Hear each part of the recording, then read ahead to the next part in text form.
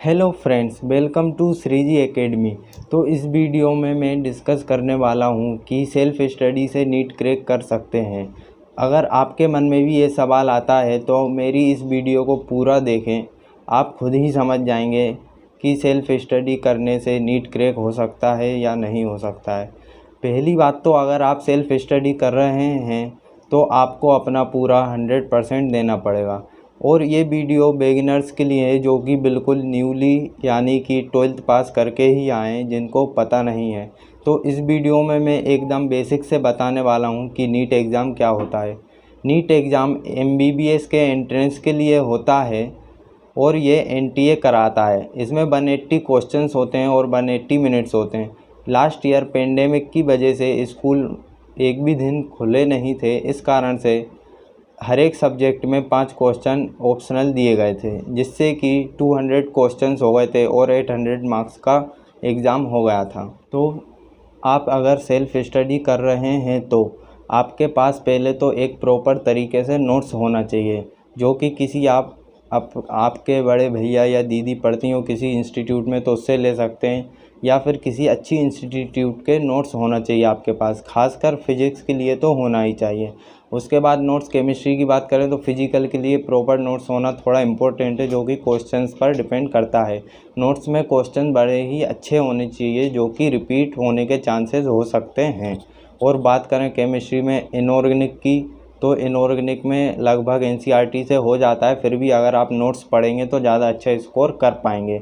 उसके बाद ऑर्गेनिक तो 2 ही चैप्टर्स हैं 11th के, वो भी हाइड्रोकार्बन और GOC1, जो कि आपको थोड़ा नोट से पढ़ना हो सकता है। बाकी तो NCERT सफिशिएंट है। और बायो की बात करें तो बायो में तो पूरा ही NCERT से आता है, आपको कहीं बाहर जाने की ज़रूरत नहीं है। तो पहला पॉइंट हो गया कि आपके पास नोट्स प्रॉपर होना चाहिए। सेकंड बात है कि आप किस तरह से उसको रीड कर रहे हैं। आपका रीड करने का तरीका इस तरह होना चाहिए कि आप कम से कम टाइम में उस चीज़ को याद रख सकें। उसके बाद आता है कि आपको कम समय में और ट्रिक से पढ़ना है। आपके पास अभी टाइम है, अभी अक्टूबर चल रहा है और नॉर्मल मान के चलें तो मई में एग्ज़ाम होगा नीट का। करीबन फर्स्ट वीक में एग्ज़ाम हो जाता है, तो आपके पास करीबन 210 दिन बचे हैं। तो इस तरीके से पढ़ना है आपको कि कम से कम टाइम लगे और आप ज़्यादा टाइम ना लें किसी छोटे से टॉपिक को पढ़ने में ही। उसके बाद आता है कि आपको शॉर्ट नोट्स प्रॉपर बनाना है। अगर आप सेल्फ स्टडी कर रहे हैं तो शॉर्ट नोट्स बनाना बहुत ही इम्पोर्टेंट है, या आप सेल्फ स्टडी नहीं भी कर रहे हैं तो आपको शॉर्ट नोट्स बनाना बहुत ही इम्पोर्टेंट है। हर एक टॉपर्स की एक खासियत होती है कि वो शॉर्ट नोट्स बनाते हैं। असल में क्या होता है कि लास्ट में जब हम जाते हैं तो एग्ज़ाम के कुछ दिनों पहले, 1 महीने या 2 महीने पहले करीबन 100 चैप्टर्स हो जाते हैं, और 100 चैप्टर्स को आप समझ सकते हैं रिवाइज़ करना बहुत ही टफ़ हो जाता है। तो शॉर्ट नोट्स में आप क्या बनाएंगे, किस तरह बनाएंगे, वो मैं और अगली वीडियो में बताऊँगा आपको। लेकिन आपको ये समझना है कि शॉर्ट नोट्स बनाना एक बहुत ही हेल्पफुल है, चाहे वो फिज़िक्स हो, केमिस्ट्री हो, बायो हो। केमिस्ट्री में आप ये कर सकते हैं कि रूल्स और उसके साथ ही उसका एक्सेप्शन लिख सकते हैं। उसके बाद करें ऑर्गेनिक की, तो नेमिंग रिएक्शन तो आपको करना ही है। उसके बाद फिजिकल की बात करें तो फिजिकल में आपको कुछ नहीं करना है, सिर्फ सारे फॉर्मूले को शॉर्ट नोट्स में लिख लेना है। उसके बाद फिजिक्स में तो सिर्फ फॉर्मूले ही लिख लें, काफ़ी हैं। उसके बाद बायो की बात करें तो बायो में जो ट्रिक्स होती हैं, जिसको निमोनिक्स भी बोलते हैं, तो वो होना आपके पास बहुत ही इम्पोर्टेंट है। अगर आपके पास नहीं है, आप नहीं जानते निमोनिक्स किस तरह बनाए जाते हैं, या आपको किसी भी टॉपिक का निमोनिक्स नहीं है, तो उसको रटने से कहीं बेहतर है कि आप निमोनिक्स से उसको 2 सेकंड में याद कर सकते हैं। तो निमोनिक्स जानना चाहते हैं तो मेरे इस चैनल पर बहुत से टॉपिक्स के निमोनिक्स डले हुए हैं, बायो के और केमिस्ट्री के भी कुछ डले हुए हैं, तो आप जाकर देख सकते हैं। तो हमारा फर्स्ट पॉइंट था कि नोट्स हमारे पास होना बहुत ही इम्पोर्टेंट है। तो नोट्स किस तरह से होना चाहिए, आपको भटकना बिल्कुल भी नहीं है किसी अच्छी इंस्टीट्यूट से, और सिर्फ एक ही नोट्स रखना है जो कि अच्छे हों और कम नोट्स हों। मैं ये नहीं कह रहा हूँ कि शॉर्ट हों, मतलब कि कम नोट्स हों लेकिन मैक्सिमम चीज़ें कवर की गई हों, ताकि हम उसको बार बार पढ़ें तो हमारा ज़्यादा टाइम वेस्टेज ना हो। किसी अच्छी इंस्टीट्यूट के नोट्स ले लें, आप ज़ेरॉक्स करा लें, या तो फिर किसी अच्छे मॉड्यूल आप ख़रीद सकते हैं। इससे क्या होगा कि आपको अगर बहुत अच्छा स्कोर करना चाहते हैं तो आप सारे ही मॉड्यूल को पढ़ सकते हैं। सिलेक्शन के लिए स्कोर करना चाहते हैं तो आपको बायो छोड़कर बाकी फिजिक्स के लिए तो नोट्स मॉड्यूल पढ़ना ही पड़ेगा। बाकी बायो के लिए आपको कहीं नहीं जाना है, सिर्फ एनसीईआरटी पढ़ लें। एनसीईआरटी से ही 90 क्वेश्चन आएंगे। अगर आपने दोनों एनसीईआरटी यानी कि +1 और +2 की एनसीईआरटी पढ़ ली तो अपने 90 क्वेश्चंस पक्के 101% 90 क्वेश्चंस एनसीईआरटी से आते हैं पिछले कई सालों से। उसके बाद केमिस्ट्री के नोट्स तो कुछ खास नेमिंग रिएक्शन रहती हैं ऑर्गेनिक में। उसके बाद इनऑर्गेनिक में रूल्स और एक्सेप्शन, जो कि आपके नोट्स में वही होना चाहिए, जो कि आलतू फालतू पढ़ने से कोई मतलब नहीं है। इम्पोर्टेंट पढ़ें पहले। अगर आपको लगता है कि हाँ मेरे पास और टाइम है तो आप पढ़ सकते हैं या मॉड्यूल की तरफ जा सकते हैं, ऑर्गेनिक या इनऑर्गेनिक में। उसके बाद फिजिकल में तो प्रैक्टिस बहुत इंपॉर्टेंट है। जितनी ज़्यादा प्रैक्टिस करेंगे उतना जल्दी काम होगा।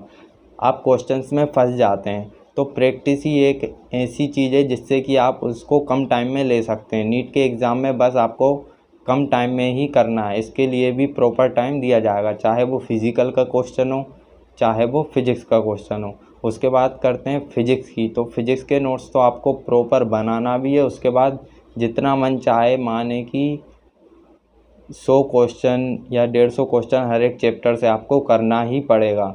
अगर आप 100 से 150 क्वेश्चन नहीं करेंगे तो आपको कंसेप्ट्स में प्रॉब्लम आएगी। कंसेप्ट्स एक्चुअली पढ़ना नहीं होता है, कंसेप्ट ये होता है कि आपको किस तरीके से आने लगा है, आपके कंसेप्ट्स कितने स्ट्रॉन्ग हैं, तो उस तरीके से पता चलता है ये चीज़ मैंने सीख ली कि नहीं। लोग स्टूडेंट्स बोलते हैं कि ये तो कंसेप्ट्स मैंने पढ़ लिया, बस क्वेश्चन करना है। अगर पढ़ लिया है सिर्फ, तो वो कंसेप्ट आपको नहीं आया है। सिर्फ पढ़ने से नहीं आता, जब आप उस पर क्वेश्चन करेंगे, लगभग 70 से 80, 100, 150 क्वेश्चन करेंगे किसी भी एक पर्टिकुलर चैप्टर पर, जब आपको वो कंसेप्ट स्ट्रॉन्ग होता है। उसके बाद बात करते हैं रीडिंग की और लर्निंग की। आपको रीडिंग बहुत ही अच्छी तरीके से करना है, क्योंकि आपको लगता है कि अभी तो टाइम है, लेकिन लास्ट में अगर आप दिन गिन के देखें तो बहुत ही करीबन 4 से 5 दिन आता है एक चैप्टर्स पर। फिजिक्स के करीबन 29 चैप्टर्स हैं, तो इस तरीके से आपको अभी से ख़त्म करते जाना है। अगर आप एवरेज भी निकालेंगे तो करीबन 4 दिन आएगा, क्योंकि आपको 2 से 3 महीने पहले ही सिलेबस कम से कम एक बार तो ख़त्म कर लेना है। जैसे कि थर्ड पॉइंट है निमोनिक्स और ट्रिक। जैसे कि बहुत सी साइकिल्स होती हैं, एग्जाम्पल्स होते हैं जिनको अपन रटते हैं, और रटने में करीबन 15 से 20 मिनट चले जाते हैं, और कुछ दिनों बाद हमको एग्जाम्पल्स भी याद नहीं होते। तो उनको फिज़िकली लाइफ से ऐड करें, लाइफ से जोड़ें, और ट्रिक या निमोनिक्स के द्वारा याद करें, जिससे कि वो आपको लाइफ टाइम के लिए ही याद रहे। उसके बाद बात करते हैं शॉर्ट नोट्स। तो शॉर्ट नोट्स आपको किस तरह बनाना है। शॉर्ट नोट्स में आप जितना हो सकता है उसको शॉर्ट करके ही लिखें। आपको ये नहीं देखना कि शायद जो इम्पोर्टेंट है सब लिख लूँ मैं। आपको ये पता होना चाहिए कि ये चीज़ मैं कभी नहीं भूल सकता, तो इस चीज़ को आपको नहीं लिखना है, फालतू में वेस्ट टाइम होगा। आपको शॉर्ट नोट्स में वही लिखना है जो कि आपको लगता है ये इम्पोर्टेंट है और मुझे आता भी नहीं है, जो कि रूल्स होते हैं मेनली, और कोई आपको प्रैक्टिस वर्क शॉर्ट नोट्स में नहीं करना है, क्योंकि इसमें जब आप लास्ट टाइम पे जाएंगे तो शॉर्ट नोट ही रट के जाना है, क्योंकि आपके पास इतना टाइम नहीं रहेगा कि आप सारे चैप्टर्स को रटें। स्टूडेंट्स, ये तो बात हो गई अपन को स्टडी इस तरह से करना है तो हमारा सिलेक्शन हो जाएगा बहुत ही ईजीली।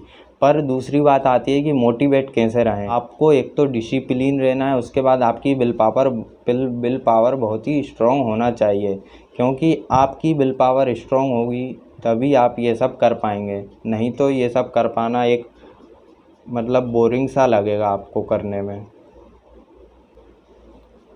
और एक बहुत ही इम्पोर्टेंट बात जो कि आपको करना बहुत ज़रूरी है, आपको एक नोटिस बोर्ड ज़रूर बना लेना है। जो भी आप लिखें कि आज का टारगेट बना लें कि मुझे ये 10 फॉर्मूले आज याद करना है, तो उन 10 फॉर्मूले को लिख के आप चिपका लें। इससे क्या होगा कि अगर आपने किसी चीज़ बुक्स पर लिख रखी है तो वह पलटने में आपको आलस आता है या आप नहीं पलटते हैं तो वो चीज़ छूट जाती है।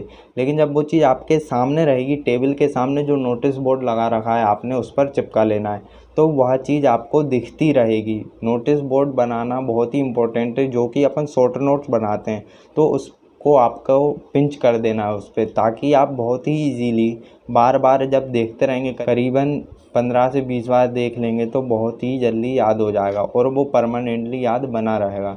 कुछ चीज़ें ऐसी रहती हैं, बहुत इम्पोर्टेंट रहती हैं, तो उन चीज़ों को शॉर्ट नोट्स में बनाकर आपको नोटिस बोर्ड पर लगा लेना है। और टाइम टेबल, आपकी जो भी स्ट्रेटजी हो वो आपको टाइम टेबल या स्ट्रेटजी आपको नोटिस बोर्ड पर लगा लेना है। शॉर्ट नोट्स वगैरह या जो भी आपको लिख लेना है कि आज मैं ये 4 निमोनिक्स याद करूँगा, 4 एग्जाम्पल याद करूँगा, तो वो आपको लिखकर और नोटिस बोर्ड पर लगा लेना है। ये आपके लिए बहुत ही हेल्पफुल होगा। आपको पता नहीं चलेगा, मीन्स बोरिंग नहीं लगेगा और आपको बहुत सारी चीज़ें याद हो जाएंगी देखते ही देखते।